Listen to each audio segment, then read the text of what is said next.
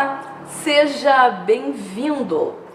Políticas públicas eficazes promovendo realmente mudanças transformadoras através da eficácia da gestão. Para muitos, é isso o que falta para o Brasil transformar a nossa realidade atual sem rumo, sem norte, com discrepâncias monstruosas no que diz respeito à renda, o que gera um abismo entre as classes sociais em todos os setores da sociedade, inclusive na educação, que é base de um povo.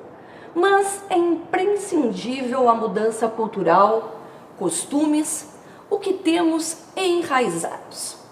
Para conversar sobre este assunto está entre nós a professora e gestora em políticas públicas em educação, Alice Maria Cizepanski. Alice, eu queria te agradecer muito, porque fazia bastante tempo que tu não vinhas aqui. E é sempre um prazer te ter aqui no nosso programa, porque tens muito o que falar e as pessoas precisam ouvir quem tem o que falar e sabe o que dizer. Eu queria te agradecer e começar dizendo para as pessoas, para quem não conhece, que a Alice tem mais de 30 anos, de carreira no magistério, na prefeitura como professora e cerca de 10 anos na parte de políticas públicas educacionais na prefeitura. Então, já é tarimbada, já sim. Imagina agora com que a gente vai começar a contar e tu também a nos abrir os olhos do que está por aí no mundo, do que tu conseguiste pegar, te empoderar e o transmitir, que também é muito importante. Nesse tempo que tu tivesses assim, em sala de aula, em escola, na SMED, o que tu pudestes constatar? Bom, Fernanda, eu queria dizer que realmente é um grande prazer estar contigo. Eu me sinto extremamente honrada pela tua confiança, pelo respeito que tu tens por mim, como profissional, como pessoa. E é sempre muito gostoso a gente fazer esse bate-papo. Não é uma coisa muito normal, né? Então eu fico um pouco nervosa. Capaz, tranquilo. Mas assim, é muito gostoso mesmo conversar contigo, porque eu sei da tua preocupação com essas mazelas, né, que a gente encontra aí no nosso Brasil, que tem tanto potencial, tem tanta gente boa e que muitas vezes não tem voz nem vez para se pronunciar. Então, queria te agradecer a Conecto TV por essa oportunidade.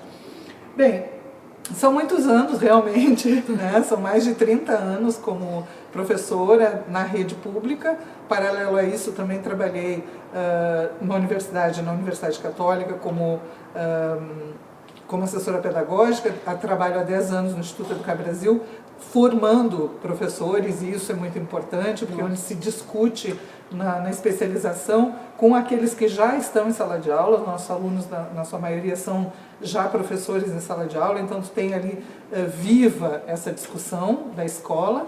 E nesse tempo, né, em que eu estive ligada, conectada, né, com a educação pública, nesse momento eu estou licenciada, né, aposentada numa carreira, licenciada noutra, para exercer uma outra função fora, mas neste tempo todo eu tive realmente uma passagem, várias passagens, né, quatro vezes, em 4 governos diferentes. Eu participei da gestão na Secretaria de Educação, nessa área das políticas públicas, né? Minha última passagem, a gente tinha um departamento específico para tratar das políticas públicas, que era uma assessoria de programas educacionais, que foi criado à época em que a Paula era, então, vice-prefeita e secretária de Educação, né? E bem no início do governo, e que se manteve ao longo dos anos, que me deu muita experiência e muitas chances de conhecer lugares, pessoas e discussões, principalmente discussões sobre políticas públicas, né? Então, eu vejo que nós temos hoje, já há algum tempo, nós alimentamos uma crise bastante forte de lideranças. Nós temos que discutir de forma menos assembleísta e mais visando ação essas políticas. Políticas públicas são ações, elas não podem mais se limitar ao papel, elas não podem mais se limitar às políticas de governo, aos 4 anos dos governos ou ao tempo que ficam secretários ou coordenadores de educação, elas têm, ou ministros, elas têm que ser ampliadas.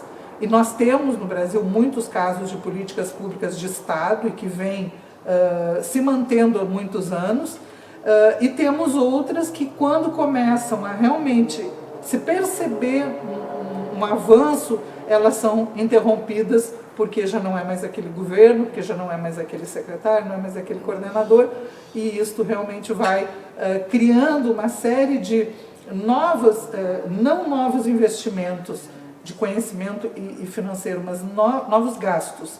Né? Se gasta dinheiro implantando políticas que morrem logo a seguir.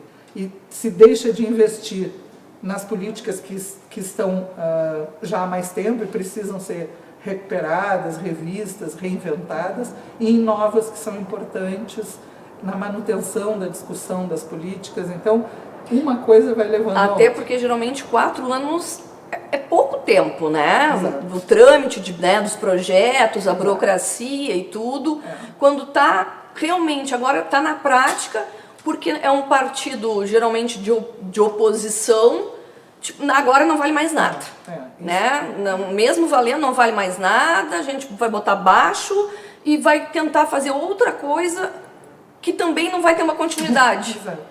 E isso é muito complicado, né, Alice? Quando a gente fala isso há 4 anos, 4 anos parece vai ser possível, muito, mas não é, porque quando tu coloca, tu traz uma nova política pública, tu traz uma nova concepção com relação a algo que é um problema que a gente precisa resolver.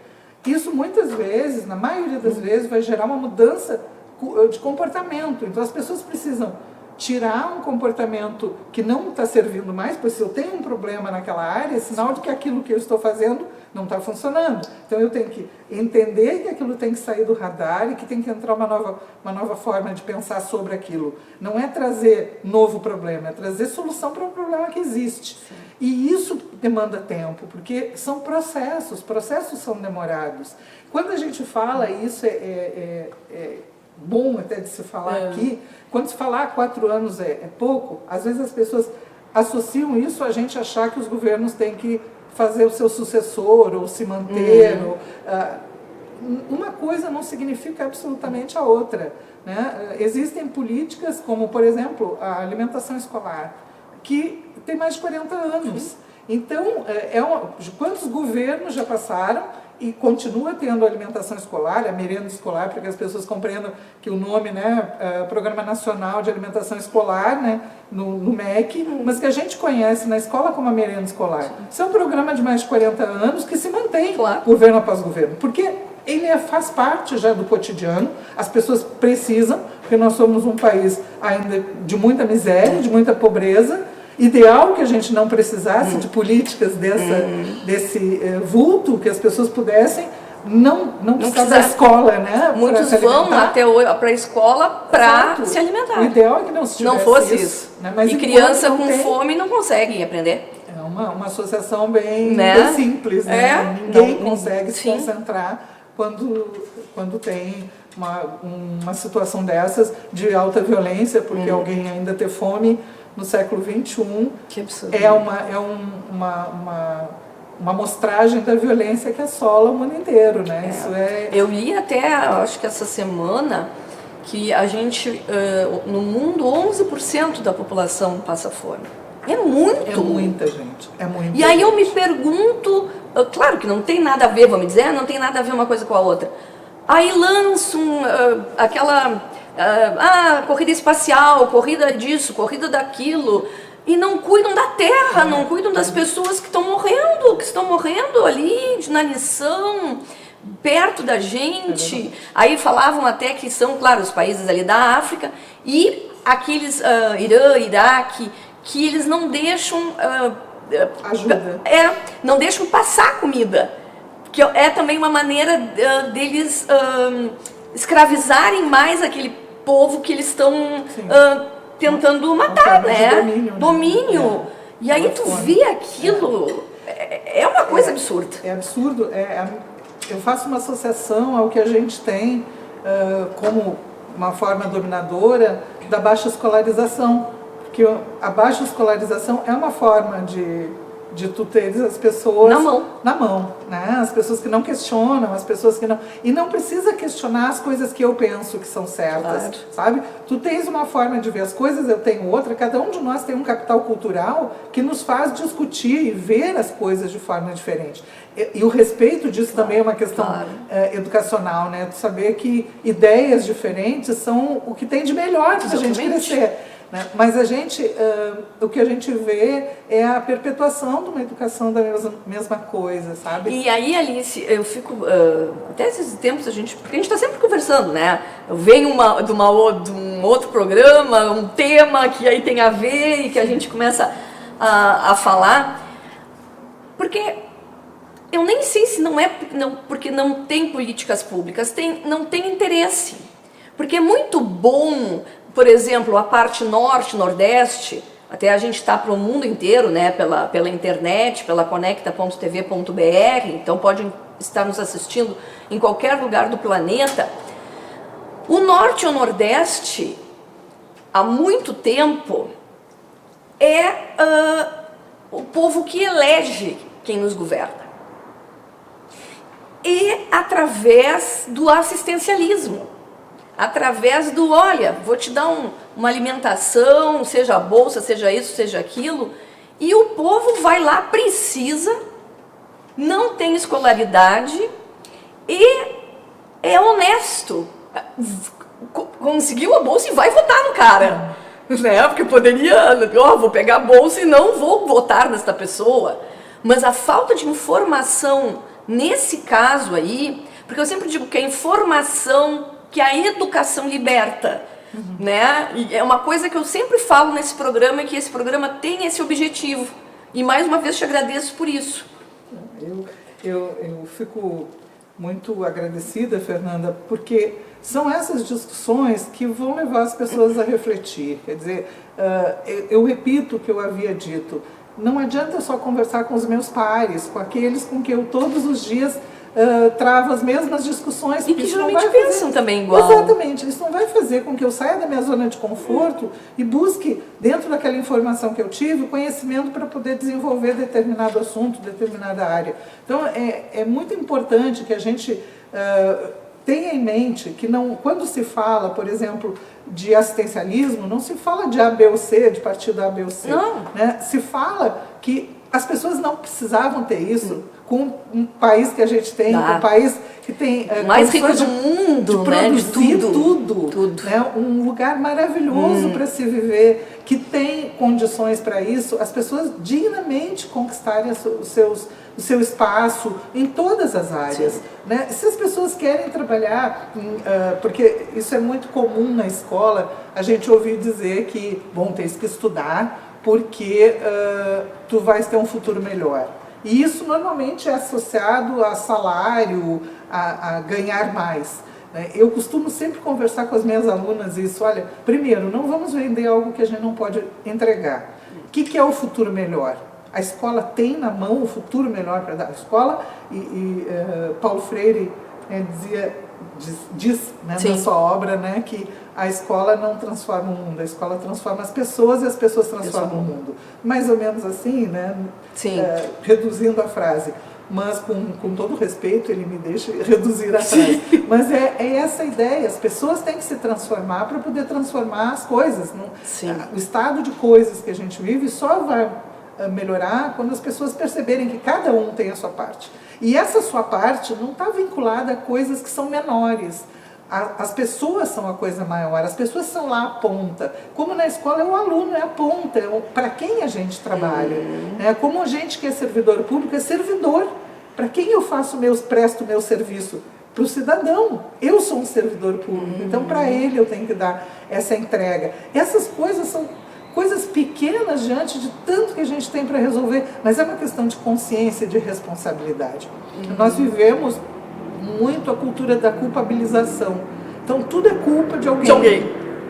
Nunca é nosso. Não, tem um post muito interessante que diz, né, já que a culpa é minha, eu coloco em quem eu quiser. Então, isso tem se tornado uma prática, né? Na escola, a culpa é do aluno, a culpa é do professor, a culpa é dos pais, a culpa é do governo. Da direção? É de todo mundo e não é de ninguém, porque ninguém precisa assumir. Quando eu tenho responsabilidade, bom, aí é diferente, eu sou responsável por isso. E aí eu tomo para mim o problema que aquilo pode gerar se eu não cumprir com a minha responsabilidade.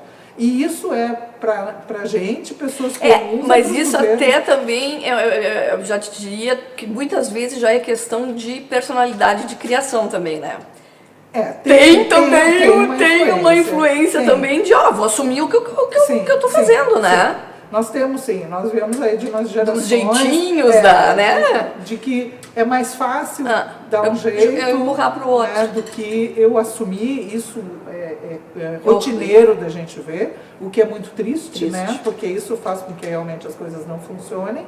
Mas a gente tem que sair dessa lógica dessa cultura do é mais fácil fazer assim. Eu assisti um dia desses, até levei para as minhas alunas também um vídeo de uma professora dando aula em São Paulo. Não tinha identificação nem da professora nem do local, mas era uma professora dando aula para um curso, penso eu, de graduação, onde ela dizia assim, o mal é organizado, o bem é a lei do menor esforço. Tanto que o crime se chama crime organizado, porque ele realmente é organizado. Se tu chegares num criminoso e tu pedires para ele o que tu foi buscar, ele vai te atender na mesma hora. Se ele tiver o telefone, ele vai parar para te atender, porque ele tem que atender bem o cliente. Né? Agora, se tu for pedir para outra pessoa, qualquer do bem, para te atender, e a pessoa estiver no telefone, ela vai terminar o telefone, vai te pedir para esperar um pouquinho, porque, espera aí, eu vou primeiro resolver o meu problema. Isso não é geral? Não quero que generalizar. Mas isso acontece muito. E aí tu perde muito de uma organização, de um processo. Né? As políticas deixam de valer e de virar investimento, porque essas coisas vão se arrastando, os processos se arrastam, e aí tu vai tendo trocas e as coisas não se efetivam. Né? E aí tu não consegue ver a eficácia disso lá na ponta. Qual é a eficácia de um programa que dura 4 anos? Sim. Dificilmente tu vai conseguir mensurar isso, tu vai conseguir ter índices que te deem realmente qualificadores, que te deem realmente o formato daquilo, o resultado, e como aquilo pode ser medido, e quando medido, e tu tens o resultado, como tu pode mudar os índices, como tu pode melhorar. Quer dizer, se eu não tiver uma construção, se isso não for um processo, e aí nós temos programas que a gente consegue já ter uma mensuração, mas que foram extremamente desgastantes, como, por exemplo, o PNAEC, né, que é o Programa Nacional de Alfabetização na Idade Certa, que é o PACTO, né, que o pessoal chama, que é para alfabetizar as crianças até os 8 anos de idade. O PNAEC, ele é um programa extremamente interessante, tem um material didático extremamente interessante, o material de formação dos professores é muito bom, mas a formação dos professores começou depois do avanço dos alunos do 1º ao 3º ano. Então, tu primeiro avança para depois formar os professores para fazerem esse processo. Né? Parece até piada. Essas coisas que acabam descredenciando, acabam tirando a credibilidade, sabe, de um programa que é bacana, que tem um potencial legal, que pode gerar e vai que foi gerar, gasto. Que foi um investimento para o material grande, e tudo, né? Mas que veio depois. Vai sempre correndo atrás da máquina, tu não consegue sem ser apagar incêndio, e isso não pode. Né? Uma política bem feita, bem instituída, ela tem que ir ao contrário, ela tem que ir paralela aos incêndios, resolvendo os grandes problemas, né? Para realmente se efetivar. A gente vai para um intervalo e no próximo bloco vamos falar sobre o Centro de Liderança Pública, o CLP, que entrou na vida da Alice. E ela vai contar pra gente o que é o centro, como é que funciona, o que ela está fazendo nessa parte de gestão pública em educação. Vai lá, toma uma água, é rapidinho. Hoje, quinta-feira, nós estamos ao vivo com Entre Nós, pela Conecta TV, canal 23 da NET, 20 da Blue, e como eu falei, ao mesmo tempo pelo site www.conecta.tv, ó, tá aí no ar.br. Volta já já.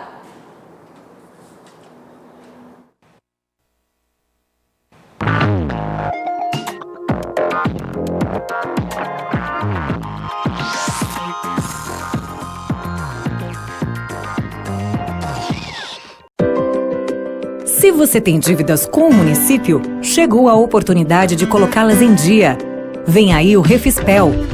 A partir do dia 21 de maio, você terá 100% de desconto em juros e multas se pagar em cota única ou poderá parcelar em até 120 vezes. Procure a Secretaria da Fazenda e negocie suas contas atrasadas. O Refispel é bom para você e para a cidade. Prefeitura de Pelotas. Vamos compartilhar a cidade. Vamos falar sobre desenvolvimento? Mesmo nos momentos mais difíceis, quando decisões duras tiveram que ser tomadas, o governo do estado olhava lá adiante. Mais do que arrumar a casa, plantamos as sementes de um amanhã melhor. Quer alguns exemplos? Já recuperamos 2.600 quilômetros de estradas por todo o Rio Grande. No campo, 230 mil agricultores são beneficiados pela rede de apoio à produção primária. 42 bilhões de reais estão em negociação em ampliações das empresas locais e novas indústrias, gerando mais de 12 mil novos empregos no estado. E mais, 1,5 bilhão de reais em linhas de crédito do Banrisul para 300 mil micro e pequenas empresas, a grande força da nossa economia. Tudo o que já foi feito abre caminho para o que ainda precisa melhorar. Para o Rio Grande do Sul, o futuro já começou.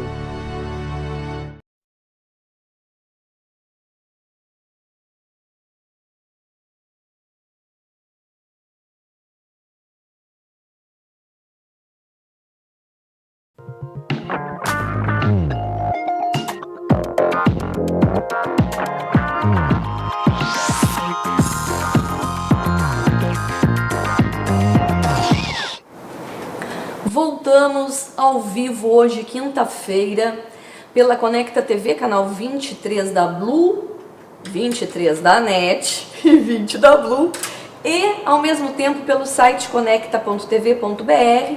E hoje estamos recebendo a professora e gestora em Políticas Públicas em Educação, Alice Maria Cezepanski, que está conversando com a gente e agora vai falar sobre o Centro de Liderança Pública, o CLP, que é assim, eu dei uma lida, mas eu vou deixar para ela contar, né? Ela é minha entrevistada, não faltava mais nada, né? Mas saber como é que entra o centro e que tu dê uma explicada para as pessoas, já que fica em São Paulo, como é que tu chegastes até ele? Olha, isso é uma relação que começou muito por acaso, mas virou uma relação de amor, Que coisa de respeito, boa. de amizade, assim. Bom, para contar assim o início, eu participava de reuniões na prefeitura, né, pela Secretaria de Educação, e conheci um pessoal que estava aqui em Pelotas para oportunizar ajuda na área da educação e da saúde, da Comunitas, e conversando com as pessoas, no final da reunião, uma delas me disse assim, olha, vai sair um curso em São Paulo, no CLP, que é muito interessante, sobre gestão e liderança, e eu acho que tu tens o perfil para o curso. E eu disse, tá, tudo bem, mas assim, achei que Extremamente meio estranho, assim, né? Foi o ano que eu tinha me aposentado de uma carreira, quer dizer, legal, o momento que as pessoas pensam em começar a fazer tricô. Vai fazer tricô super moço. Eu digo, não, eu vou ver. Aí me inscrevi e aí tive a sorte de ser selecionada, escrevi o currículo, aí foi selecionado o currículo, aí teve uma entrevista. Eu fiz, na época, por Skype, porque era longe para ir a São Paulo fazer uma entrevista. Aí fiz por Skype e tive a grata satisfação de ser aprovada para o curso. Mas nesse meio tempo, assim, eu tinha consciência de que eu só conseguiria fazer o curso se eu tivesse bolsa, porque o curso não é um curso barato, né? E ainda tinha deslocamento, estadia, toda essa função. E aí, nesse meio tempo, enquanto eu já estava assim, meio pensando em mandar o e-mail de desistência, eu recebi o e-mail de que eu tinha ganhado bolsa integral.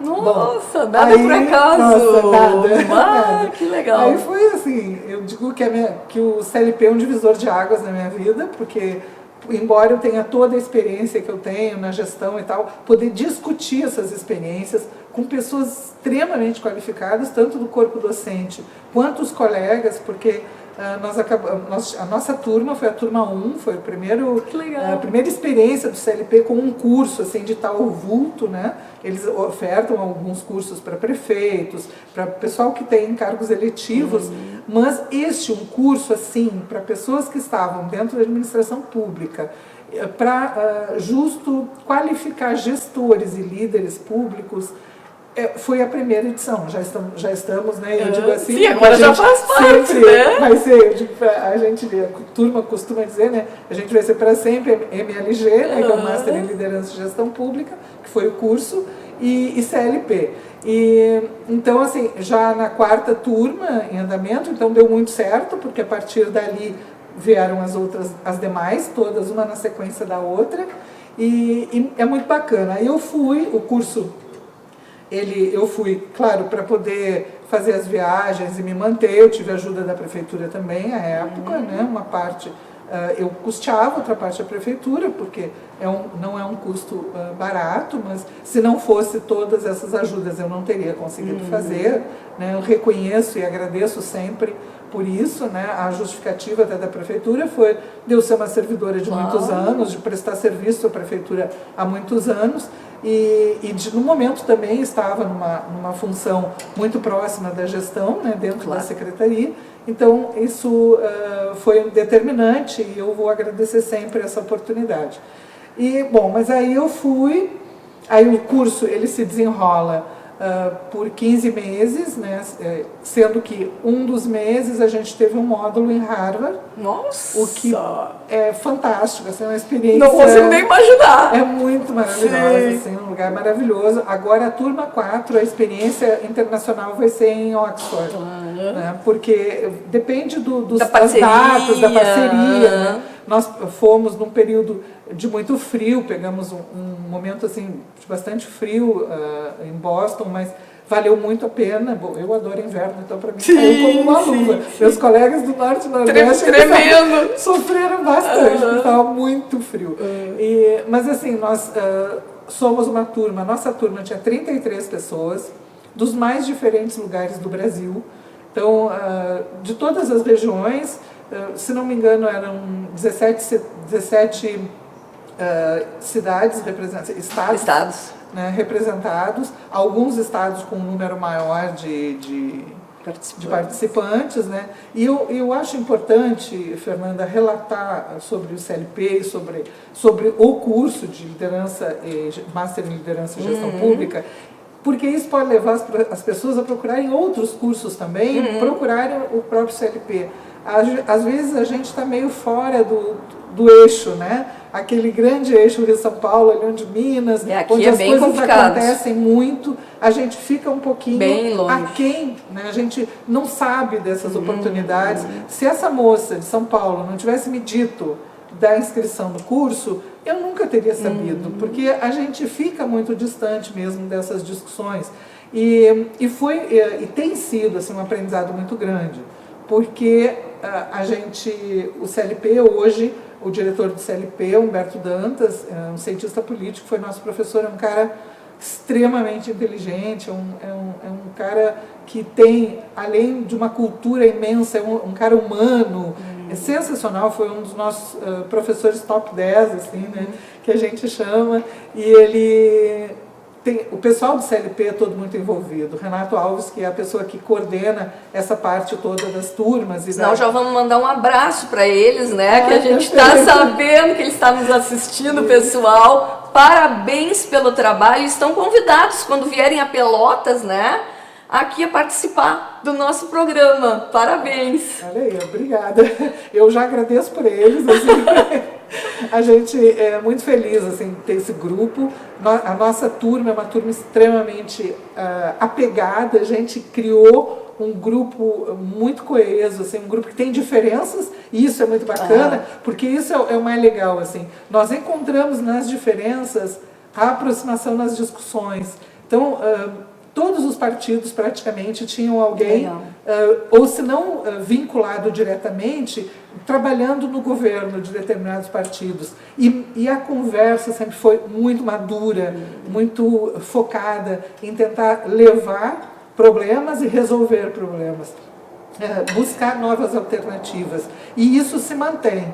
Hoje nós temos a rede de gestores públicos nacional, que é formada por alunos e ex-alunos do CLP, que o Renato coordena, né? E junto com o Humberto, junto com todo o pessoal lá do CLP, mas ele é a pessoa com quem a gente tem maior contato. Essa rede teve uma reunião no início de dezembro, em São Paulo, já ficou marcada de novembro deste ano, então é uma reunião anual que a gente fez, determinou, da rede em São Paulo, e uma reunião que é regional, que o ano passado foi no Espírito Santo e esse ano em Juiz de Fora. Juiz de Fora eu acho que é um dos lugares que tem o maior número de masters, né? Porque só na minha turma eram 3. Nossa! Eram 3, maravilhosos. Né? Acho interessante dizer para as pessoas que é uma organização sem fins lucrativos, né? E o que eu achei também muito interessante é essa preparação das pessoas poderem exercer determinados cargos de gestores, estarem preparados, não serem atirados. Vou concorrer a prefeito, vou lá, não sei nada, me candidato a secretário de educação, a secretário, lá sei eu, de turismo, a governador. Existe todo um preparo, né? A meta, né, a visão, os valores todos do CLP, eles direcionam para essa ideia da formação de gestores públicos e líderes. Então, todas as disciplinas que fazem parte da organização do currículo do curso, dentro do Brasil e fora do Brasil, elas têm esse viés. Então, é feita análise de crises em outros países, nos estados. Eu lembro que quando a gente estava no curso, São Paulo estava passando por uma crise hídrica muito forte, a falta de água era uma coisa absurda. Então, a gente teve a oportunidade de analisar todas as alternativas, todos os comportamentos políticos, todo o comportamento econômico, tudo que versou sobre essa crise, que era uma crise política, uma crise de gestão, tudo que a gente, tudo que aparecia na imprensa, nas falas, a gente teve a oportunidade de analisar. Então é muito bacana, porque tu consegue depois contextualizar para o teu meio. Quer dizer, Pelotas não é São Paulo, né? Mas Pelotas tem alguns problemas que tu consegue trazer tudo que foi discutido lá e contextualizar para os problemas da tua região, não só de Pelotas, mas da região, do estado, de outros lugares. E o bacana dessa rede é que a ideia é levar o que a gente tem de problemas e também o que tem de soluções. Se alguma coisa foi usada aqui na cidade para resolver deu certo, leva para que outro colega que está com problema na mesma área. Então, isso é bacana porque tira aquela coisa assim do eu faço, eu sei, não, nossa. São multiplicadores, né? Exatamente. A ideia é a multiplicação, né? É junto se fazer alguma coisa, né? Porque sozinho a gente sabe, quem conhece, quem sabe o papel de líder, o papel de gestor, não é algo que se faça sozinho, não é algo que se faça fechado. Tu precisa de pares, tu precisa de companhia, tu precisa de trabalho coletivo para que as coisas aconteçam. E o CLP faz isso. E tem que saber ser líder. Muito.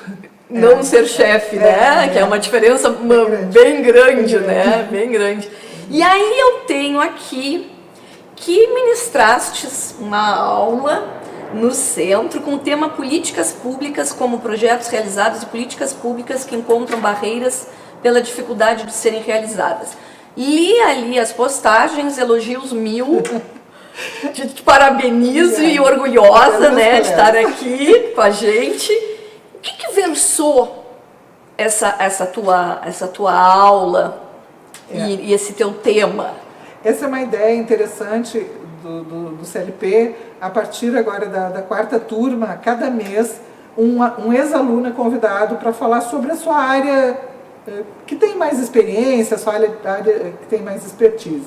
E eu fui convidada para ir em dezembro para falar sobre educação, algum tema da educação, e escolhi as políticas públicas porque é algo que são temas que eu trabalho há muitos anos, e mesmo agora não estando vinculada diretamente ao setor público, eu continuo estudando essa área, porque eu dou aula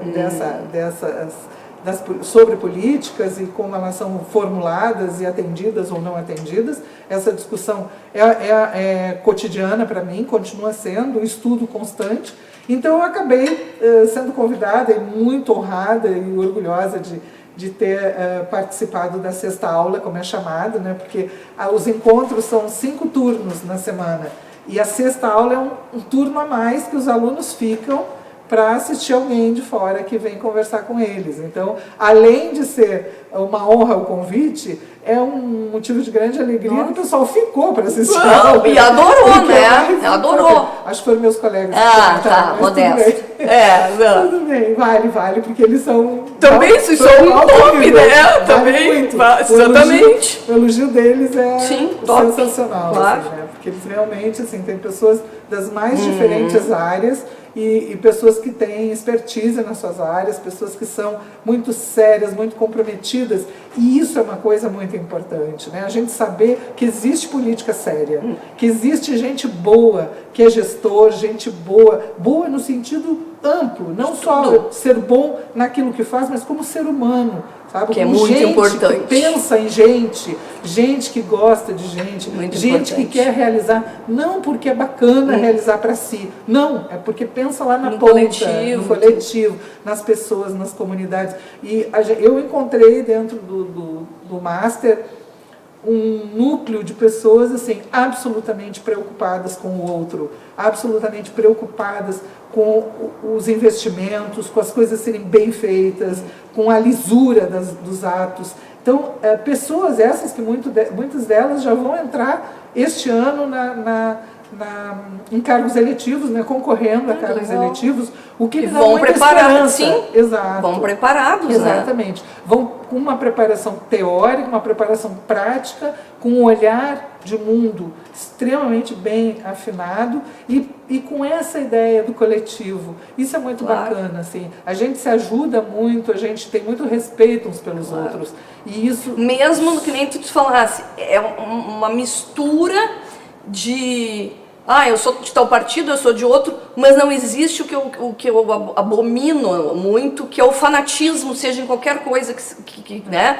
Fanatismo no futebol, fanatismo na política, é uma coisa para mim assim, que eu não consigo, aliás, não se consegue nem falar com uma pessoa assim, né? Porque não se tem argumento, mas é um horror. Paulo Freire falava, né, que a gente consegue discutir com o diferente, conversar com o diferente, não com o antagônico, né? E é por aí. Eu consigo discutir com pessoas que pensam diferente. Exatamente, que coisa boa. Tem coisas que a gente... Que são respeitáveis, que te escutam, que até te argumentam. Olha, eu penso por isso. Agora, extremista... Esses grupos, assim, é uma coisa muito complicada. Tem muito isso, assim, e os nossos professores, né, são pessoas de alto padrão, assim, de conhecimento, e que tem isso como meta também, né? Puxar a gente para a realidade, para saber que um problema de gestão, um problema com as instituições, não se resolve do dia para outro. A gente não tem respostas prontas na hora. A gente tem que ir buscar alternativas que sejam satisfatórias para todos, que atenda a todos, e isso não é matéria fácil e nem é coisa leviana, não se trata de qualquer jeito. Então, a gente, não que nós não tivéssemos antes, ou eu não tivesse seriedade com o andamento, mas tu tens uma outra forma, uma outra visão. Exatamente, tu entendes, inclusive, mais o teu diferente. O diferente fica mais compreensível. Claro, sim, né, porque muitas vezes vai acontecer que a pessoa vai acabar incomodando, né? Exatamente. Porque a pessoa, os outros que estão acomodados, entre aspas, que estão ali, que não, né, que vieram porque vieram, e vão indo, vão acabar se incomodando com pessoas que realmente querem fazer, que foram buscar conhecimento, né? Vamos para o intervalinho para tu falar da tua aula. Tá bem. A gente vai para o último intervalo, infelizmente. Vai lá, volta já, toma uma aguinha, que a Alice vai contar pra gente um pouco dessa aula que ela deu lá no CLP e que eu tenho certeza que foi um sucesso.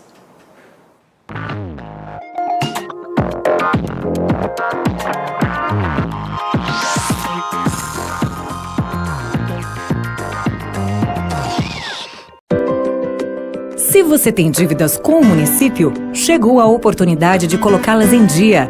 Vem aí o Refispel. A partir do dia 21 de maio, você terá 100% de desconto em juros e multas se pagar em cota única ou poderá parcelar em até 120 vezes. Procure a Secretaria da Fazenda e negocie suas contas atrasadas. O Refispel é bom para você e para a cidade. Prefeitura de Pelotas. Vamos compartilhar a cidade. Vamos falar sobre desenvolvimento?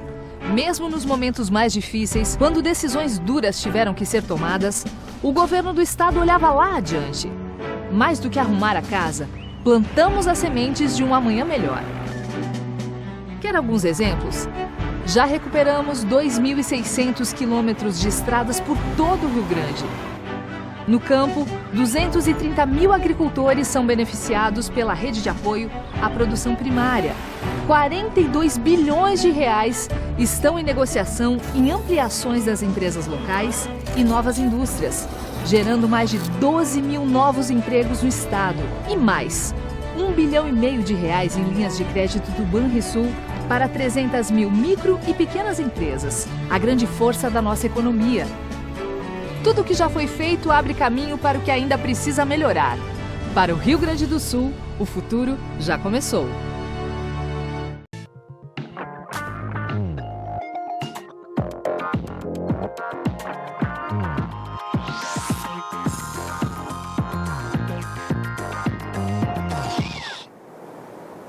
Voltamos com o último bloco do programa, que hoje está falando sobre gestão pública em educação. Entre nós, a professora e gestora pública em educação, Alice Maria Cezepanski, que é uma honra ela estar aqui com a gente. Você deve ter perdido, se perdeu, né? Se conectou agora pela internet, ou estava zapeando e nos achou, não tem problema. Esse programa ele é reprisado, depois ele é postado no canal do YouTube, compartilhado em redes sociais. Então, você vai poder revê-lo quando quiser e vale a pena. Alice, em relação então à aula, qual que foi o teu norte ali? Qual que foi o teu... O que tu te baseasse, assim? Bom, ao longo dos anos que eu transitei pela Secretaria de Educação, eu trabalhei diretamente com as políticas públicas. A gente tinha um departamento que fazia articulação entre a Prefeitura e o MEC. Então, todos os programas, os projetos, programas que o MEC ofertava para o município, a gente ali na assessoria que fazia essa articulação. Quando o CLP me chamou para dar a sexta aula, eu pensei justo nisso, assim, de fazer uma relação, um pouco que eu conversei lá no início contigo, que das políticas públicas que vêm ao longo dos anos se mantendo, né, e o quanto elas precisam ser revistas em alguns tópicos, e o quanto políticas públicas que tinham uma boa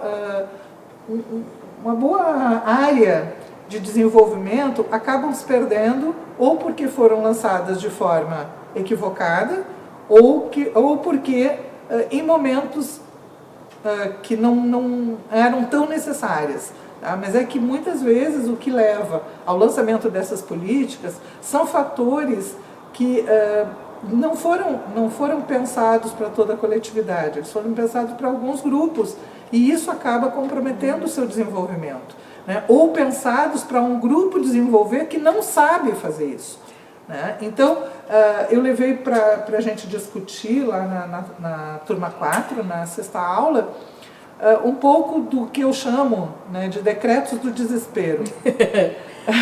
Esses decretos do desespero, isso foi uma discussão numa sala de aula, e eu disse para as alunas, falando um pouco sobre o PNAEC, e eu conversando com elas, bom, eu tenho alunos que não estão aprovando, não estão alfabetizando, então sai primeiro uma sugestão do Conselho Nacional de que eles aprovassem, avançassem até o 3º ano, e aí depois disso solidificado vai para as escolas, mas quem vai trabalhar com esses alunos são os professores. E aí 3 anos depois, 4 anos depois, sai o pacto, né, o PNAEC, e com a formação dos professores. Tu já tem aí uma geração de alunos que passaram ano após ano por conta, muitas vezes, de um discurso que eu ouvi na escola inúmeras vezes. Bom, já que é para passar, passe. Mas não era essa a ideia. A ideia é que ele passe com qualidade, que ele aprove com qualidade. A escola está ali para o aluno aprovar. Ela não está para o aluno reprovar. Então, o projeto todo ele é muito significativo e muito importante. É importante que os méritos, bom, se lançou o projeto porque houve exigências, isso aí eu não vou entrar nesse mérito.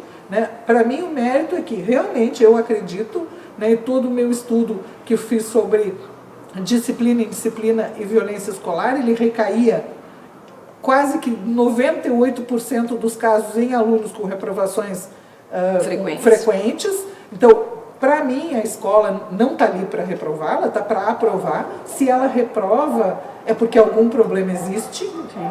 Pode existir. Bom, pode ser o aluno, pode, mas isso não é culpa.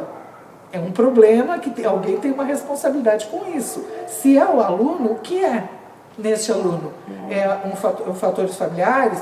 Tá bem. Então, o que é nos fatores familiares? Nós temos que buscar isso aí para chegar lá na origem do incêndio. Senão a gente fica apagando o incêndio e deixando com que ele se alastre por baixo e a gente, quando vê, não tem mais o que fazer.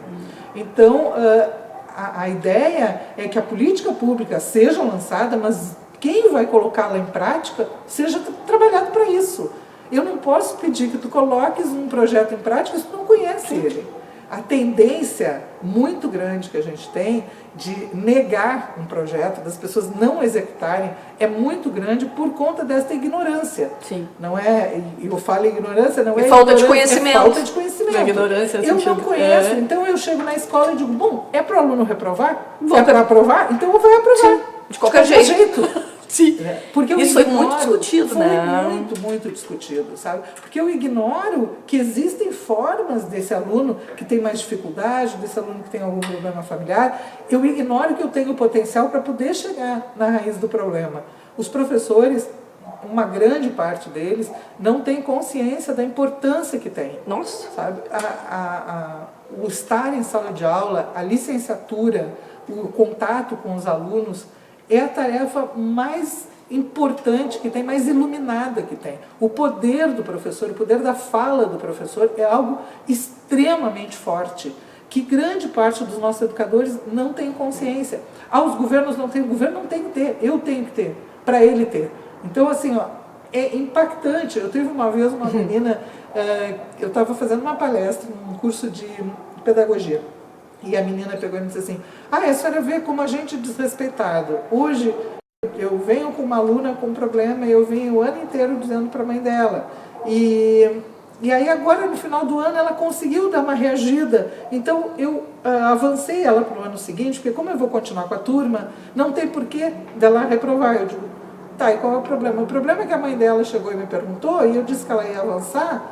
E a mãe pegou e disse, tá, mas a senhora não tinha dito que ela não ia avançar? E eu expliquei, a mãe disse, tá, mas então o que a senhora acha?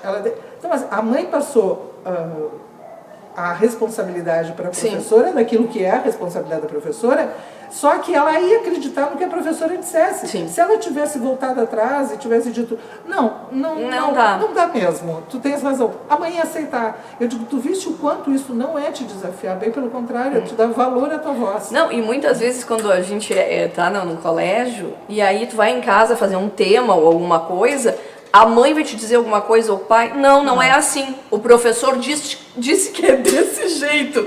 Daí a importância também. É muito forte. E a importância, até no último programa que a gente fez sobre Luiz Braille, que agora eles estão com um programa bem interessante do Pronas, que eles vão ir para os 28, vão reunir os 28 secretários de educação para ver porque eles que detectam a visão. Sim, sim. Né? A Luiz Braille, para quem não sabe, é uma escola, né, não só com deficientes visuais, mas que foi criada para isso, mas hoje tem vários. Então a gente falava da importância que quem vai ver é o professor, porque ele vai ficar grudando o olho, ele vai lá para a primeira, ele vai começar a repetir. Ele dá sinais. Te cortei, volta. Não, mas tranquilo. E isso aí, tu falaste dos filhos em casa, eu vivi isso muito, né? Porque como professora, não que eu pudesse ajudar muito, a área de matemática mesmo, eu fui proibida de ajudar, né? Mas, de toda maneira, eu dizia às vezes alguma coisa, não adianta. A professora disse, é lei. É muito importante. A escola é o meio de comunicação que entra em todas as famílias. Por mais que a gente... Acho que não, às vezes. A gente acha que não, que a TV entra mais. Não, a escola entra mais. Porque com a obrigatoriedade, principalmente, claro que tem que cursar. As crianças que antes não iam à escola, hoje estão na escola. E quando a gente ouve falar, os alunos não são mais os mesmos, obviamente que não. Quando eu fui para a escola, nós éramos muito poucos. A maioria não ia para a escola, né? Não era obrigado. E depois de um tempo, também, ia quem quisesse. Hoje não. Então, a gente ainda tem crianças nos grandes bolsões de miséria que não chegam na escola? Tem. Inclusive, até nem são catalogados, muitas vezes não se consegue nem catalogar, né? Aqui até em Pelotas eu acho que tem isso. Nós temos bolsões, que vê bem, Fernanda, a gente falando de políticas públicas, nós temos uma das políticas que chama PNAT, que é o Programa Nacional de Transporte Escolar. O PNAT é um programa que também já muda, já vem se desenrolando governo após governo. Porque ele é um programa muito importante. O Brasil tem dimensões muito grandes, tem municípios que são muito... zona rural muito grande. Então, precisa desse atendimento do transporte escolar. E há pouco tempo, quando eu fui para a sexta aula, eu conversava com uma colega do grupo que fez um trabalho no interior do Rio Grande do Norte, e ela fotografou as crianças ainda de pau de arara. Então, em muitos lugares do Brasil, as políticas não chegam. Atravessa o rio, fazem... E coisas que o PNAT tem, tu tem lancha pelo PNAT, tem bicicleta, tu tem uma série de alternativas que os municípios não ficam sabendo. São políticas importantes que não chegam. Quando eu fiquei à frente da assessoria, eu inúmeras vezes fui a Brasília para reuniões e para ir buscar programas para Pelotas, e a gente ouvia muito o pessoal dizer, olha, façam os programas, preencham os sistemas, que são sistemas que dão acompanhamento, onde o município faz seu planejamento e dali vem verba para fazer obras ou compras e tal. Façam, porque existe verba para isso. Mas se aqui chegava, porque nós tínhamos uma equipe trabalhando nisso, mas em municípios pequenos, não vai, não sabe. Município que a Secretaria de Educação tem 3 pessoas, não tem computador, a pessoa usa dela, se quiser levar. Então, assim, tu tem todos os programas hoje, acesso pela internet, tu faz todo o planejamento pela internet, não existe mais meio físico com o MEC. Então, tanto o MEC quanto o FNDE, né, que é o Fundo Nacional de Desenvolvimento da Educação, que é o banco da educação, né, se trabalha sempre por planejamento via internet. Então, tem muitos lugares nesse Brasil afora que essas políticas não chegam. E parte da minha discussão era muito isso, assim, parar de inventar políticas, né, porque tem a cara do governo A, do governo B, vai ter a logo muda o nome, às vezes só muda o nome. Pegar o que tem de bom, e tem muita coisa boa, e ir atrás desses municípios que estão carentes dessas políticas. Existe verba para essas políticas, existe criança precisando disso. As escolas fazem verdadeiros milagres, né? Conversando com essa minha amiga Flávia Costa, que trabalha no Rio Grande do Norte, a Flávia ainda dizendo que ainda me mandou fotos, os alunos com um laboratório de informática, que foi através dos projetos NEC, maravilhoso, num lugar que não tem luz. Então, assim... tu gera boas políticas que vão levar a boas práticas dentro da escola, o aluno não ser um excluído digital e tal, tudo muito, reconhecidamente muito bom. Mas lá na ponta não acontece. Por quê? Não tem luz. Por quê? O ônibus não passa... Que é o mínimo infraestrutura, né? O ônibus não passa onde o pau de arara passa. O ônibus que pode ser comprado não tem os lugares suficientes que o pau de arara leva as crianças. Tudo pendurado. Então, essas coisas, isso eu estou falando no Norte, mas isso acontece no Brasil inteiro. Nas zonas rurais. Exatamente. Aqui no Rio Grande do Sul. Isso acontece muito. Claro. Assim. Cada município tem uma peculiaridade. Tem municípios que a zona rural é quase nenhuma, tem municípios que tem uma zona rural imensa. né, que é todo partido, tem difícil acesso, tem muitos deles, assim. Nós temos aqui Canguçu, que é um maior minifúndio do mundo. Exatamente, e que tem uma rede de deslocamento de alunos muito difícil de ser gerenciada. Precisa que o gestor tenha conhecimento disso tudo para poder fazer uma gestão bacana assim, para a comunidade. Eu tive a oportunidade de com esse grupo da Comunitas, do CLP, conhecer Paraty. Fui a uma reunião em Paraty e o grande drama do prefeito era o deslocamento de alunos, porque Paraty tem muito aluno que tem que ir de barco, né, e tem muito quilombo, então é muito afastado, as pessoas ficam na mata, bem afastadas, e tu tem que oportunizar para todos esses. Todos têm direito à escola, todos têm direito à saúde, todos têm direito a tudo.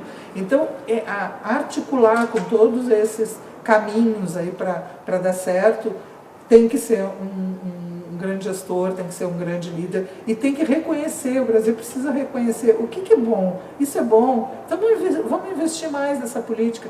O transporte escolar é importante? É necessário? Então vamos deslocar Brasília para esses estados. Vamos pegar esses líderes, por exemplo, essa colega que mora lá, outros que moram em Minas, outros que moram no Pará. Vamos pegar esse pessoal, vai lá, vai fazer pesquisa, ver onde o programa está indo, onde não está indo. Sair um pouco dos gabinetes, sair um pouco dos prédios, para dar mais valor às comunidades, né? As políticas públicas são importantes, elas são muito bem-vindas, elas trazem soluções para problemas que os municípios têm, os estados também, mas né, as pessoas moram nos municípios e elas são muito importantes. Mas a gente precisa, de vez em quando, avaliar se elas estão atingindo quem a gente precisa que elas atinjam, né? E muitas vezes esses lugares de maior pobreza são os menores municípios e são aqueles que não são atendidos. Então, até pela falta de informação. Exatamente. Cria-se novos programas para não ser atendidos de novo. Ou cria-se programas que as pessoas não sabem executar. Porque tem programas que são bastante difíceis de executar. Mesmo até às vezes para fazer o próprio projeto, tipo, para a tua cidade né, receber, é muito difícil. Tem que ter pessoas capacitadas para preencher. Dependendo do programa, tu tem que ter engenheiro, tem que ter arquiteto, tem que ter técnicos de segurança, tem que ter eletricista. Se tu vai pegar um projeto que é de construção, o nível de exigência é bastante alto. Se um município como o nosso tem dificuldade de execução, um município menor é inviabilizado. Ele é absolutamente... assim, quase que, eu não diria impossível, mas é quase impossível que ele tenha profissionais de todas as áreas capacitados, que ele possa realmente assim, atender as exigências e trazer para a sua comunidade algo que é tão importante. Coisas como essas, transporte, merenda, livro escolar, que é um outro ponto bastante importante. Esses três são os programas mais antigos que tem. E o livro didático é um dos programas menos fiscalizados que tem. O livro didático acumula nas escolas sem utilização. As escolas, uma grande parte, não foi formada para a escolha do livro didático e nem formada para não escolher. A escola não é obrigada a escolher. Ela pode dizer, não quero. Por isso esse livro não tem nada a ver com a escola. Eu já ouvi assim, a escola dizer... me mandaram. É de ciências, mas eu dou tal coisa em ciências no 6º ano e veio o livro de tal coisa que eu já dei no 5º. Então, assim, olhar bem e não escolher se o livro não for de acordo com o que eu vou trabalhar. Não, e nem porque eu tenho que escolher. Não tem. A escola não vai ser penalizada se ela colocar no formulário. Ou, de repente, até eu poderia até mudar. Não adianta esse, vamos tentar alguma coisa. O dia que as escolas se posicionarem com relação ao livro didático com um olhar crítico, eles poderão mudar, ser mais contextualizados, mais regionalizados, atender as questões que são de autonomia da escola, porque a escola tem autonomia para dizer que o conteúdo vai dar. Ela não precisa se limitar ao que está no livro. Então se vê um desperdício muito grande, aí assim um gasto, né, com livros que ficam acumulados nas escolas sem utilização, os alunos precisando, porque ele é um suporte interessante, ele não vai substituir o professor, mas ele é um suporte legal, bacana, né? as escolas, muitas vezes, por não saberem, aí entra aquela questão de não saber. Sim. Eu já ouvi alunos dizerem, mas a gente pode não escolher? Pode não escolher. Existe um item no formulário não escolas quer. que não quer. Aquele livro, daquela série, Claro. daquele ano. Estou precisando de outro. Não quero pro 7º ano, a gente não Sim. quer, porque o livro que vem para o 7º ano não condiz com os conteúdos que a gente está trabalhando. Vai pedir só para ficar acumulado? Então, essas coisas a gente tem que começar a dar conta, porque esse é o nosso dinheiro que está ali. Né?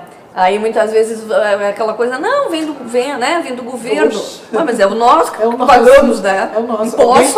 Alguém paga. Somos nós, né? E se é para usar o que a gente paga, Claro. use bem, né? Exatamente. E a gente tem que cuidar disso. Claro. A gente tem que cuidar.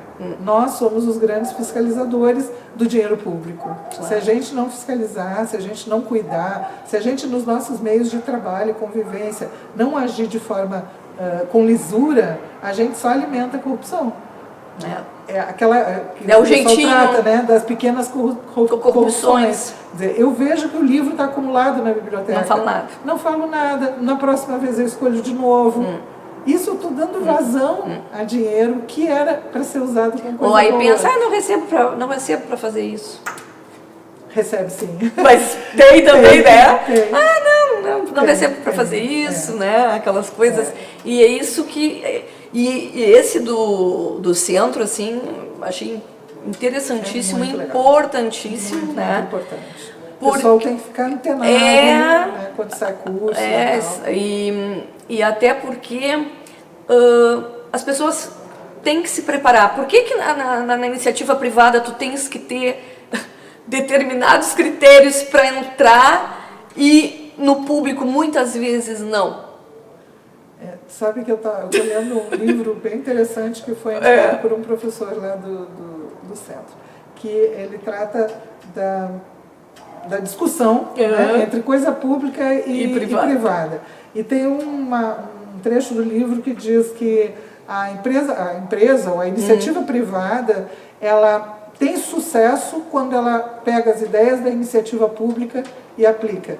Porque a iniciativa pública tem muita ideia, Claro. muita ideia boa. Sim. Né? O que a gente precisa é fazer a execução de forma eficaz, Claro. eficiente. E a iniciativa privada diz, aquilo ali Me interessa, me é interessa. bom. Aí eu trago Claro. e aplico, porque aí eu, como iniciativa, eu Claro. estou dizendo a empresa, né? Uma Sim. iniciativa privada, tenho que cumprir metas e tal, então Exatamente. eu faço aquilo funcionar. Então, é importante que as pessoas que trabalham na gestão pública entendam que isso é nossa responsabilidade. Todo servidor público, toda pessoa que trabalha na gestão pública, independente, isso é responsabilidade de todos, né? De todo cidadão. Sim. Mas para quem trabalha diretamente, estar atento às políticas, estar atento às propostas, estar atento a que não é o que eu gosto, mas o que é importante para as outras pessoas, nem sempre pode ser aquilo que eu mais gosto, Exatamente. mas é importante, isso tem que vir à frente de outros interesses. Isso tem que ser a coisa mais importante. Assim nós teremos gestores e líderes de ponta, assim que o CLP trabalha. Eu queria te agradecer muito. Foi mais uma vez um prazerzaço tu estar aqui com a gente. Eu agradeço E mesmo. mereces essa conquista. És uma profissional brilhante, uma Obrigada. pessoa brilhante, porque eu também sou da teoria de que tem as duas andar juntas, né? Pessoa do bem e bom profissional, porque não adianta um, né? Não existe E até a separado. pessoa do bem a gente consegue ensinar, que nem eu digo.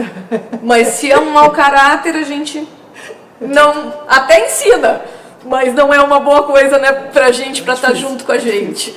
Queria te agradecer muito, muito sucesso. Obrigada. Vamos ficar conectadas. Quando tiveres alguma coisa, me chama, bem. que a TV aqui está sempre aberta para ti. Obrigada, Fernanda. Obrigada de coração. E que as pessoas, né, que tenham escutado, assistido, se não pegaram o programa, vão ver a reprise, ele vai estar postado no YouTube.